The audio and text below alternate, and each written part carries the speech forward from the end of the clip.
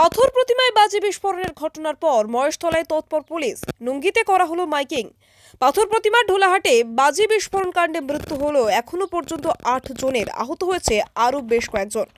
ভয়াবহ বিস্ফোরণ কাণ্ডে কার্যত মৃত্যু মিছিল। বিস্ফোরণস্থলে আশেপাশে চাষের জমিতে বস্তা এবং বালতি ভর্তি বাজি। এই ঘটনার পর মহেশতলায় তৎপর পুলিশ প্রশাসন।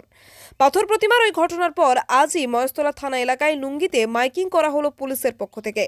অবৈধ বাজি তৈরি বা মজুত করতে নিষেধ করা হয় পুলিশের পক্ষ থেকে। ইতিমধ্যেই নুঙ্গি বাজারে বন্ধ বাজি দোকান, শুনশান গোটা এলাকা। প্রদেশ আতশবাজি ব্যবসায়ী সমিতির সম্পাদক সুখদেব নস্কর জানান, গতকালের ঘটনা খুবই দুঃখজনক। মাত্র এক সপ্তাহ আগে সচেতনতা শিবির করা হয়েছিল। রাজ্য জুড়ে যে সমস্ত ব্যবসায়ীরা রয়েছেন তাদের সবাইকে নিয়ে করা হয়েছিল। কিভাবে বাজি রাখা হবে, তৈরি করা হবে, সেটা সংশ্লিষ্ট দপ্তরের আধিকারিকরা বিস্তারিতভাবে ব্যাখ্যা করেছে। তারপরেও যদি কেউ এইভাবে নিজেদের প্রাণহানি ঘটায়, তবে তার থেকে দুঃখজনক ঘটনা আর কিছু নেই। এই সচেতনতা আর যে প্রচার, এটা সারা বছর ধরেই হয়। মহেশতলা থানা, বজবজ থানা করে বিভিন্নভাবে তারা ব্যবসায়ীদের সচেতন করে যে বেআইনিভাবে কেউ বাজি তৈরি মজুত করবে না, বিশেষ করে ঘরে। তো সেটা আমাদের এখানে প্রায় বন্ধ। ঘরে বাজি আমাদের এখানে প্রায় হয় না।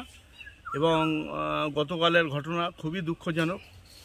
গতকালে যে ঘটনা ঘটেছে তার জন্য তো নয়, আমাদের এখানে এমনি দোকান পাশারি বন্ধ আছে, খদ্দের নেই, দোকান খুলে কি করবে, দোকান বন্ধই আছে। সুতরাং সেই দিক দিয়ে কোনো অসুবিধা নেই। কিন্তু এটা খুব দুঃখজনক ঘটনা।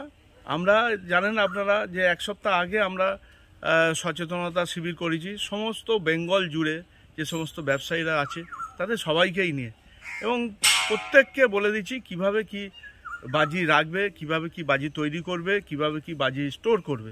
সেটা সংশ্লিষ্ট দপ্তরের আধিকারিকরা সবাই বিস্তারিতভাবে ব্যাখ্যা করেছে।